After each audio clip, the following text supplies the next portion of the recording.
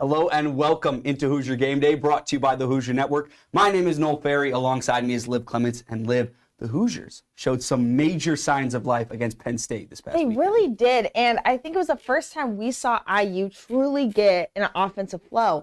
I mean, you saw Sorsby go 13-19, 269 yards, 3 touchdowns. I would say best performance so far for him this year. I mean, you really saw McCauley get out there, really get some good touches along with Carter. I just think all in all, it was the first time we really saw IU really feel like they looked like a team out there. Yes, they came out with the loss, but as always, I think progression is what we need from IU right now. Yeah, no, definitely. And you can say what you want about the long touchdowns for IU. You know, they had 2. There was about a 90-yarder and then a 68-yarder to McCauley. And that's where a lot of that offense came from. But there was a drive that resulted in an Omar Cooper Jr. touchdown that really looked good. I mean, they were using their run game. They were making competent passes, competent routes. I think that if they can string together a few of those kind of drives, and it didn't come on the first drive of the game like how it usually does for this team. It came late in a situation where they really needed it. I mean, they had opportunities to win this game. Their defense was flowing. They forced Drew Aller to throw his first interception of the year. I just think that, you know, if you're able to take the momentum from this game and transfer it to this part of your schedule now, anything could happen. I also love the fact that, like, they started to pick on little things they struggled with, right? Like, they struggled scoring when they get close to the end zone. And so, yes, let's do some big passes and see what happens. And all in all, it worked out in their favor. And I think you're right. Like, take some momentum from the other team. Would they go against Big Ten teams whose quarterbacks are really strong? IU still struggles with the QBs, but I still think they take that momentum. It clearly showed a shift in the game as a whole. So I feel like what we're looking for IU is just show a little bit of life in a game. And even though they lost, it was such a close game, I still feel like that was probably the best performance we've seen from IU so far. Yeah, you know, coming down that stretch, you think that they really did have a chance to win that game. I mean, there was the final drive where they tried to go conservative. They ran the ball 3 times in a row, just shooting for the field goal to tie the game. You know, there's some questions. Maybe you should have gone a little bit more aggressive there. Mix in maybe one pass play, see if you can get in the end zone. But, you know, now there's nothing you can do about it. You were going up against the 10th ranked team in the country, and you held your own. And that really is something to be proud of for this team. I mean, they scored more than OSU scored on Penn. So I really feel like you take those opportunities and you take the highlights from that game and you keep moving forward with it. I just think from this point on, you see what's working. And I think what's interesting, too, is a lot of the wide receivers and running backs that actually did good that game and worked with Sorsby weren't people we were talking about at the beginning of the season. I mean, we had Cam Camper on our list and Jalen Lucas, and we realized they're not going to save the game every time. And so I think what I like to see is they're incorporating new players into new positions and trying to see what's working best for IU. Do I think it's a little late? Yes. But at the same time, it's working right now, so you might as well just keep it going. Yeah, definitely. And, you know, I mentioned a little bit ago that they were able to force Drew Aller to throw his first interception of the game. That secondary really locked things up against, you know, a pretty decent Penn State offense. Maybe not the best in the Big Ten, but still pretty good regardless. And, you know, that secondary is a really big part of why this defense has been so successful. So because of that, I want to bring on our first special guest today to take a deeper dive into that IU secondary. It's a special day here in Studio 9. First time appearance for Charlie Huiras here on Hoosier Gameday and for the Hoosier Network. Charlie, it's great to have you on. Thank you, Noel. It's great to be here. So you've been covering this football team for the entire season. You've seen a lot of their games. You've looked at them closely. I want to hone in on the secondary for IU. That, you know, all things considered, one of the better aspects of the team, in my opinion. What do you think it is about the secondary that allows them to succeed? Well, the secondary is the strongest piece of IU's defense. They only allow 194 passing yards per game.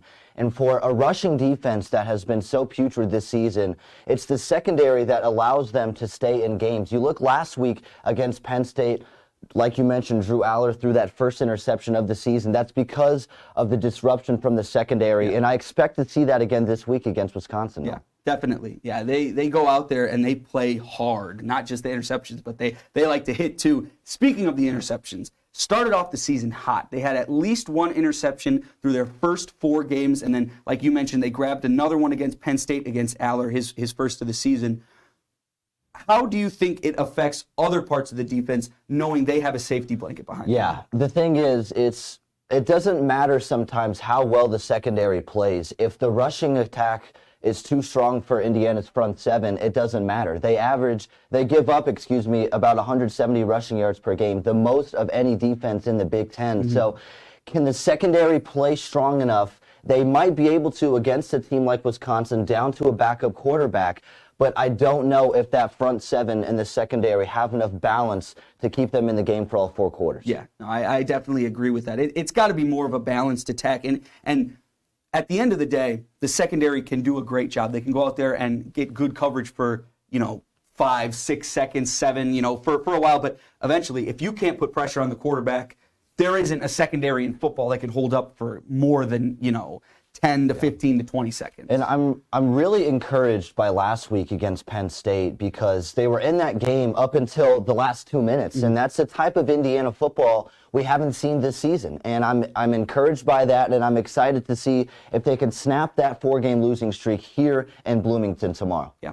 So removing all aspects of this team, the entire offense, other parts of the defense, I'm curious to know what grade would you give this secondary? Yeah. I mean, the secondary by itself, I would give them a solid B because we know the injury of Noah Pierre. He's been out for a few weeks, and he's a strong point in that IU defense, and they've still been able to compete man-to-man end zone coverage. So I think a B is accurate, but no better than that. Yeah. Yeah, I think I agree with you on the grade for sure, and I think guys have stepped up in the absence of Pierre. One guy that stood out to me was Kobe Minor against Penn State this past weekend. He had 2 times where he was targeted very deep, and in situations where you don't want to get burnt over the top, it can be very easy to make too much contact with the receiver running downfield to get yourself a penalty. I'm excited to see him this week. Yeah, no, it's going to take a lot from IU secondary to come away with a win this weekend, but thank you so much for coming on, Charlie. For a closer look on this weekend's matchup against Wisconsin, let's get Liv back on with her own special guest. Okay, guys, we have another first-time participant on Hoosier Game Day today. Cruz Martin in the studio. Thank you so much, Cruz, for joining us. Thanks for having me. I think it's a super fun week for you to join because now IU potentially get their first win in a long time since the beginning of the season. Looking at Wisconsin, now they're 5-3 record, and they haven't been that impressive. I mean, they're coming off a loss against OSU, but this is going to be a big game for both. Some crucial injuries, though, of course, with their QB, running back, wide receiver, they're kind of at a disadvantage.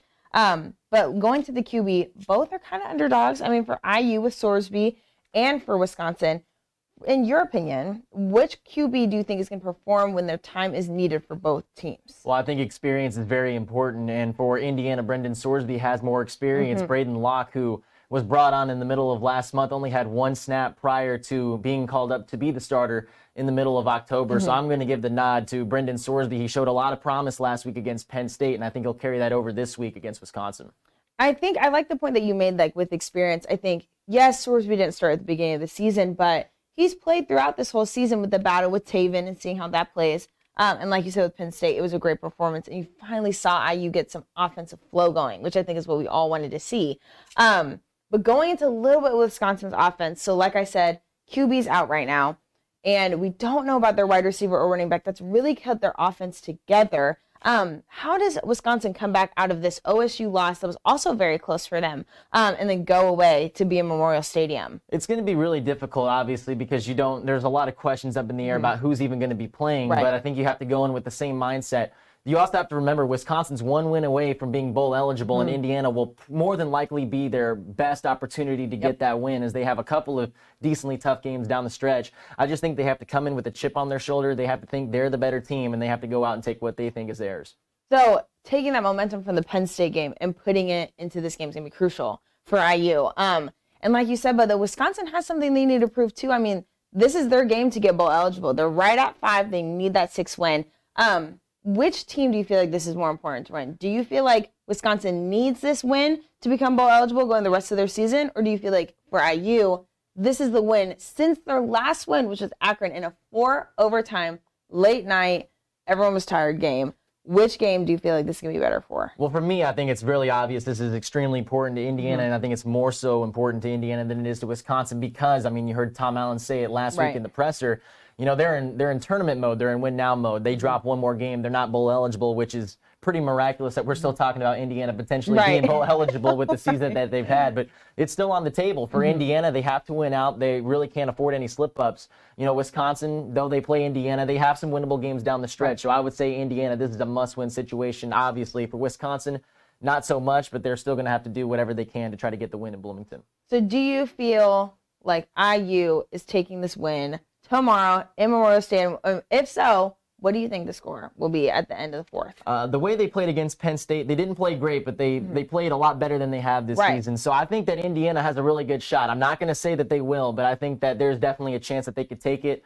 I'll take Indiana by 3, 17-14 in a low-scoring close game. Okay, so you're keeping us on the edge of our seats. Yeah, okay, exactly. So we'll see. Yeah. Cruz, thank you so much for joining us. Like I said, guys, we will see very soon if IU comes out with this win. We're going to go back to me and Noel, where we'll give our predictions, because I know you guys love to hear them, and we'll be back soon. IU would need to win out if they want to become bowl eligible when it's all said and done. And with time running out, it's got to start this week, Liv, with a win against the Wisconsin Badgers. Do you think IU will be able to pull it off? I really do, and I think what's interesting about it is I've struggled with supporting IU starting from the beginning, right? But I really feel like I'm happy with the decisions they're making on both sides of the ball with defense and offense. I think sticking with Sorsby was a great idea. Clearly, there's offensive flow going with him and the wide receivers and the running backs. Defense has always been strong. And I think Wisconsin is definitely at a disadvantage being away. And, of course, they're struggling with the QBs. Their wide receivers out. Their running backs out.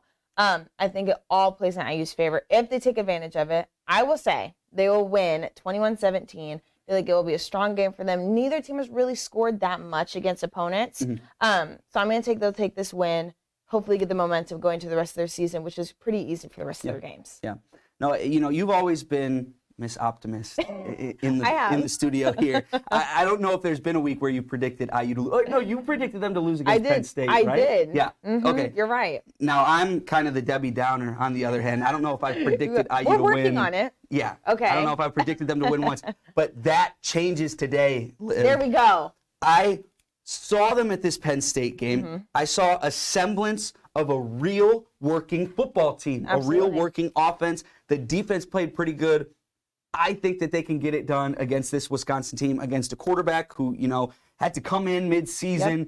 He's been playing all right, but I think this is a defense that can really disrupt people and offenses when they are playing the way they need to play. Absolutely. So I think IU is going to win this time, 17-14. I think they get it done against Wisconsin. I love it. I think it's impossible. I think that Penn State game really put them up there. Again, take advantage of it. You see what they'll do with it. It has to be now. You have to use that momentum 100%. now. I think if you go off that Penn State loss that was that close, you lose it against Wisconsin, it will be super hard, whether those teams are good or not with Michigan State and Purdue.